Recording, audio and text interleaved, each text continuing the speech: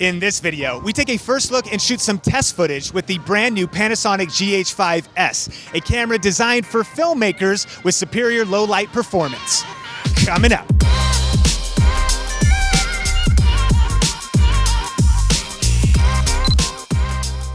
The following content is brought to you in part by vidIQ, the #1 Chrome extension platform for YouTubers looking for on-point data analysis, research resources, and enhanced video creator tools. Start gaining more views in less time today by signing up for free at vidIQ.com. That's vidIQ.com.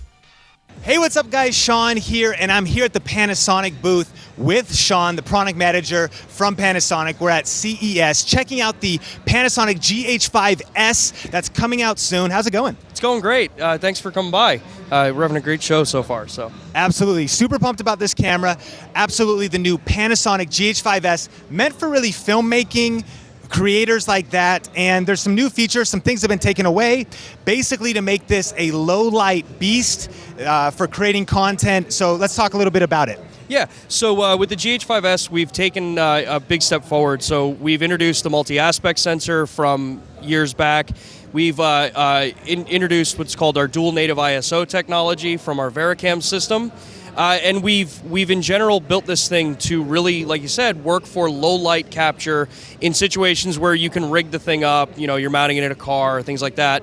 And like most people have probably already seen, the stabilization's been taken out of it to afford us the space and the ability to do all of this. Absolutely. So there's a couple things. The sensor is actually a few millimeters larger than a micro four thirds sensor standard, right? Yeah, correct. So multi-aspect is a few millimeters larger than a traditional 4/3 chip. Got it. And you took out the 5-axis in-body because filmmakers are going to be usually using this with the rig. There's going to be car mounts, and that's better in that case. Plus, it also is helping the low light, correct? Correct, yeah. The magnetic stabilization in certain situations can actually be shaken out of stability, causing an erratic shake, so not having it actually makes it a better platform for specific applications.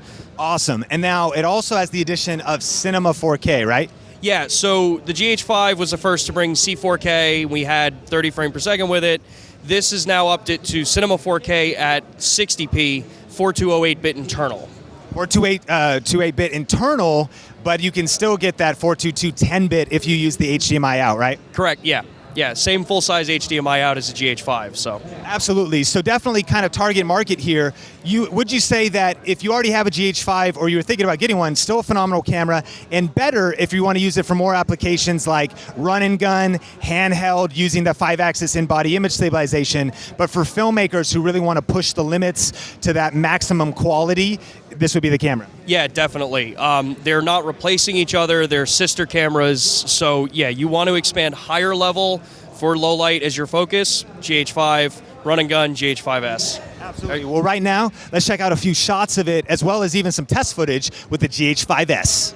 And just got a few shots here at the booth in the Vlog, which comes pre-installed in this camera. You know, you could always add that to your GH5 for an additional $100, but that already is in the GH5s. And so, of course, that's super flat footage that you can grade later, shot, captured right in camera at 30 frames a second at 422 10-bit. So that's pretty amazing.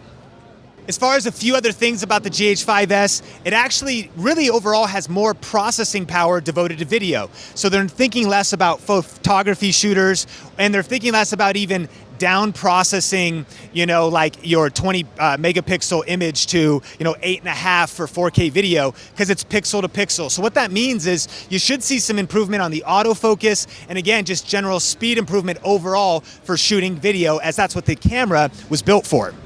A few other things of note is that the Viewfinder refresh rate is at 120 hertz, which is super cool.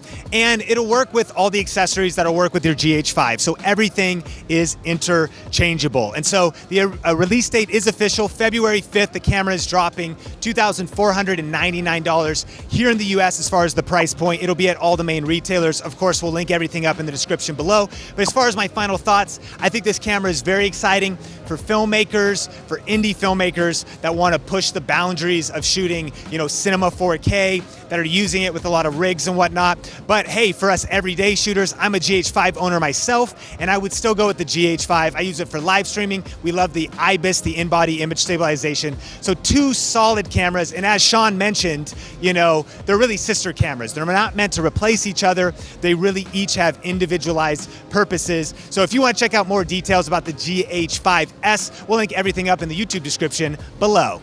Question of the day. What do you think about the Panasonic GH5s? Is it something you'd want to upgrade to? Are you already a GH5 user? Let me know in the comments section below.